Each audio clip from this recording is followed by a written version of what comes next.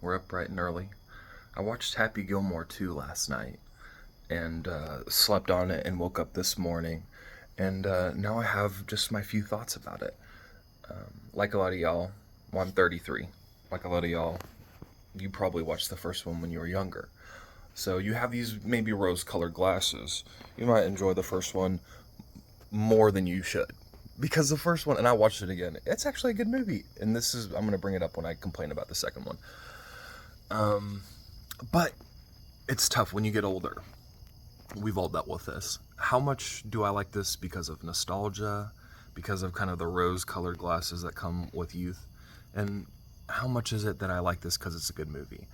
Watching the first one again, which I watched just a few months ago, in anticipation for the second one coming. The first one is a very goofy 90s Adam Sandler comedy. And by saying just those words, I've almost said everything. But that being said, the movie also had a lot of heart.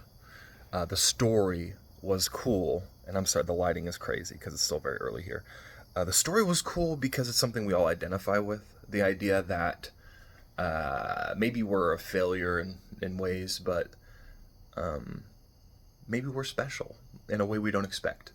And maybe we can fix everything for people for our family and our friends and for ourselves and become the person we want to be, kind of self-realize. The first Happy Gilmore movie is really touching on what a lot of Adam Sandler movies really do, which is the coming-of-age, growing-up story.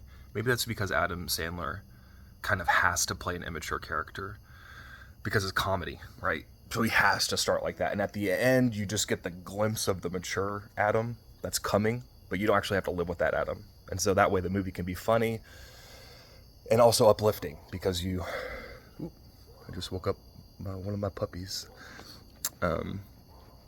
So all that being said, the first one is a goofy 90s Adam Sandler comedy, but it's got heart, it's got a story, and it's telling its story. You're following Happy through a process. This second one felt different. Now, to be fair, you're following Happy through a process again. Happy's immature, but it's less of a fun 20-year-old immature and more of a 50-year-old drinking himself to death immature.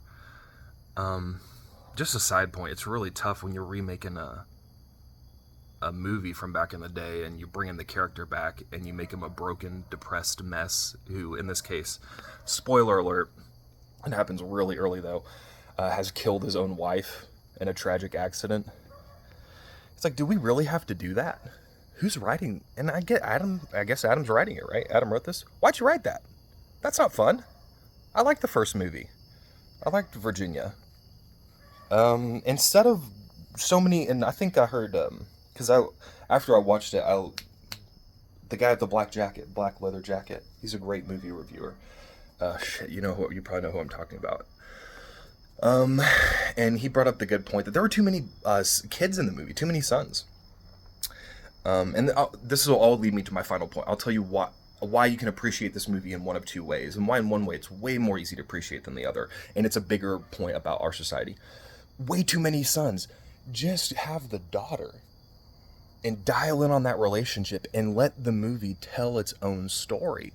My problem with this movie was it felt like it was telling me how good the first one was and insisting that I like the second one because the first one had so many touchstone moments. You know what I mean? Callbacks, and this is a debate here, are callbacks and cameos a crutch? Can you still make a good movie and have a lot of those? I don't know. I can't solve that debate. I don't have I do think the more you do callbacks and the more you do cameos, the more you'll lose the ability to tell your own story. There were cameos from famous people, and I was like, I know that's a famous person, and this is a cameo, because it's not funny or interesting, but this is in the movie because it's a cameo. Like, there was one he called her as like a British chick, and he called her like a hillbilly. I don't know who that is. I know it's someone famous. Oh, and I didn't know, I think it's Bad Bunny or something, his caddy. I don't know who the hell that is. I think he did fine. But some of the stuff was only supposed to be funny because it's the famous person doing it. And dude, for me, that kills the movie. Once you do that like twice, What can I say? I don't tell your own story. If they had told their own story and slipped cameo here and there, and way more than cameos of all these current day, because Happy Gilmore's nested in the 90s. Just do callbacks and, Bob's dead, but, and Chubbs is dead. Maybe you waited too long to make this one. Netflix and Adam, but, cameo and just modern people. What the hell are you doing? Who cares? So I don't know. I watched it. Haley Joel Osment was fun. So the final point. Did I like this as a movie? No, because I don't even really know. I know the story it was trying to tell. I didn't find it particularly interesting, and I found it a jarring break from the first one. Pointless and a huge missed opportunity, because there's so much fun to have with this. There were fun parts, and I could feel it building a little bit. Maybe the first 30 minutes I was like, oh, kind of stupid and weird, but then by the end of it, I just didn't really care much. But it brings me to my second point. So a lot of people did enjoy this. If you look at IMDb, it's got like between 6 and 7. The first one had 7, so the first one wasn't just, a Daniel Day-Lewis masterpiece. But the second one's not like a 4, but, it's in the mid-6s, so.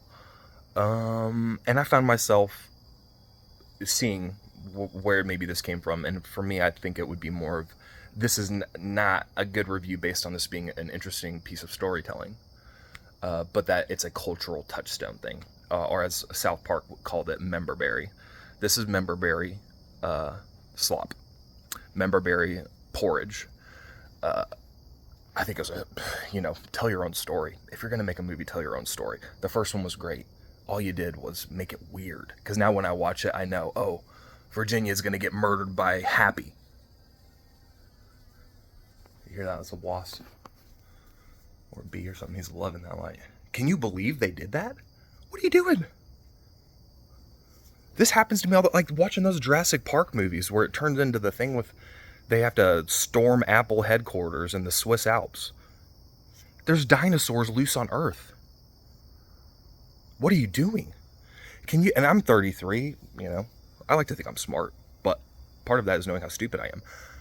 How does this happen? They're wasting hundreds of millions of dollars on these movies, and they're trash. No one will want to watch this shit. These will be like silent movies at the end of the silent era. I think a lot of this stuff. There will probably be this era of when streamers and all this finally, what we're seeing now, disposable fucking movies that cost $1 billion, like The Electric State. Right. There are good things to say about all these movies, but for the price tag and for my time, I got shit to do, dude. I have a kid. How much, that's really, I think that's kind of what society is telling Hollywood and late night TV in general is we don't have time because this is too stupid. That being said, if you liked Happy Gilmore 2, I totally get why, because there were all these really cool touchstone points. I think it was in a way more just like a celebration of Adam Sandler's career, kind of like a greatest hits tour. And more, that's what his career is, right? Like if they make another Grown Ups, it's just going to be a parody of look at how far we've come since Grown Ups. Look at how far we've come since Happy Gilmore 2. I'm rich and I give all my family money. And it's, it's great. I can't wait to watch it again. All right, whatever you thought, leave it below. And if you think I'm an idiot, please tell me. I love it. If you think I'm smart, tell me that. I love that even more. Okay. Have a lovely day.